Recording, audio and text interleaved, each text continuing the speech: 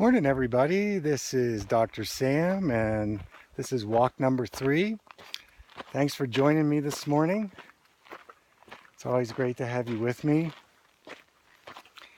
So I had an interesting patient come and see me yesterday, and I share it because I think a lot of people are going through this right now, and I think it's a good illustration. So this was about a 62-year-old lady.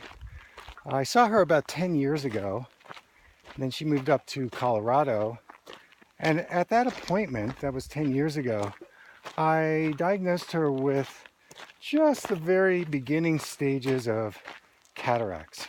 And, you know, it's a really interesting comparison in that,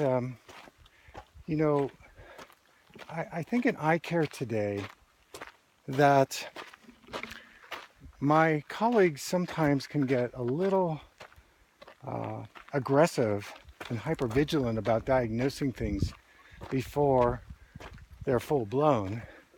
Then the other piece of that is, what are things that these folks can do to maybe slow down and reverse the process, because the only thing that's really offered is surgery.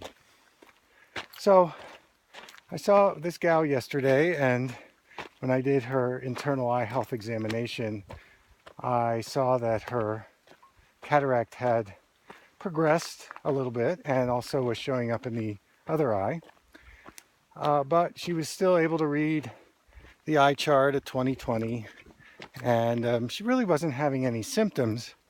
But what prompted this appointment to see me was that she went to an eye center up in Colorado, and they immediately diagnosed her with full-blown cataracts, and let's schedule you for surgery.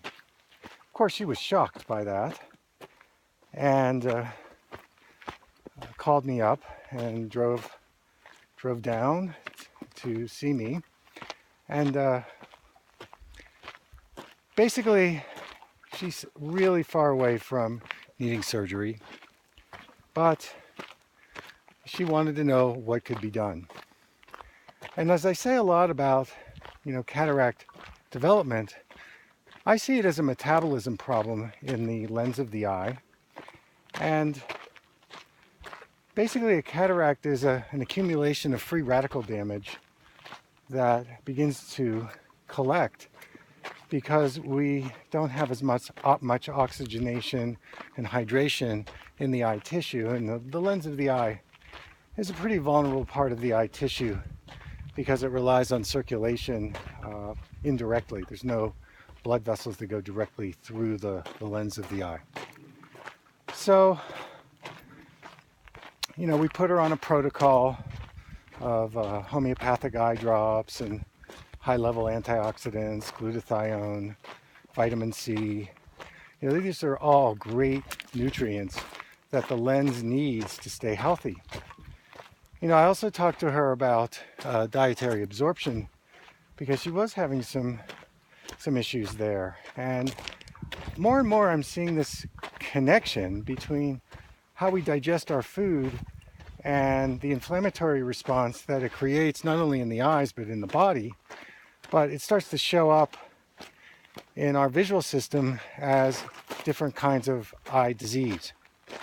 So of course she was thrilled with this news that there was actually something that could be done.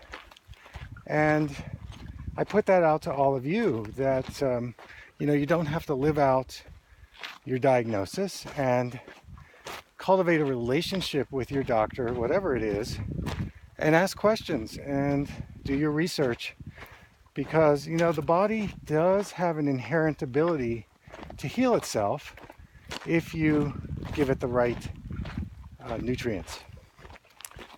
Well, thanks for joining me this morning. It's always great to have you with me. Take care.